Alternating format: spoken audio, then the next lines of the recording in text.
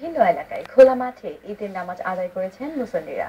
নামাজ শেষে সবাই মুসলিম সম্প্রদায়ের শান্তি কামনা করে দোয়া করেন। বিস্তারিত জানাচ্ছেন শাওন আহমেদ।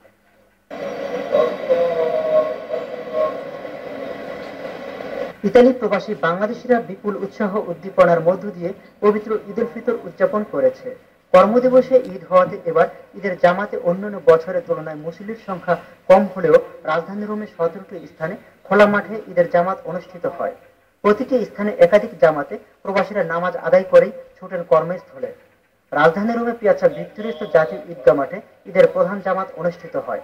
এখানে ইতালিতে নিযুক্ত বাংলাদেশের রাষ্ট্রদূত মোহাম্মদ শাহাদাত হোসেন সহ প্রধান প্রধান রাজনৈতিক দলের শীর্ষ নেতারা ঈদের নামাজ আদায় করেন। খোলা মাঠে ঈদের নামাজ পড়তে পেরে প্রবাসীরা আল্লাহর দরবারে শুকরিয়া আদায় করেন। সকল বাংলাদেশের ভাই বোনদেরকে ঈদের শুভেচ্ছা জানাচ্ছি। সকল বাংলাদেশি ভাই বোনদেরকে জানাচ্ছি ঈদ মোবারক। কমিউনিটির পক্ষ থেকে সকলকে জানাই ঈদের শুভেচ্ছা। ইতালি বিএনপির পক্ষ থেকে ধন্যবাদ জ্ঞাপন করছি। ইতালি আওয়ামী লীগের পক্ষ থেকে সবাইকে জানাচ্ছি ঈদের শুভেচ্ছা, ঈদ মোবারক। রাজধানী রোমে তর্পিনাতারা ঈদগাহ মাঠ, ক্যাসিলিনা পার্ক, তুস্কুলিনা পার্ক, মন্তেভের্দে সহ রোমের কেন্দ্রীয় মসজিদ ছাড়াও তিবোর্তিনা আল আকসা মসজিদ সহ বিভিন্ন মসজিদেও ঈদের জামাতের আয়োজন করা হয়। ইতালি প্রবাসী বিভিন্ন শ্রেণী পেশার মানুষ ঈদের শুভেচ্ছা জানান প্রবাসীদের। সবার প্রতি ঈদের শুভেচ্ছা, ঈদ মোবারক। সবাইকে ঈদের শুভেচ্ছা জানাচ্ছি, ঈদ মোবারক।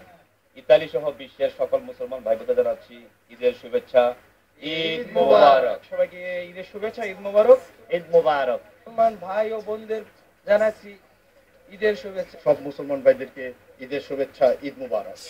খোলা আকাশের নিচে নামাজ পড়ে খুবই আনন্দিত। সকলকে জানাচ্ছি ঈদের শুভেচ্ছা, ঈদ মুবারক।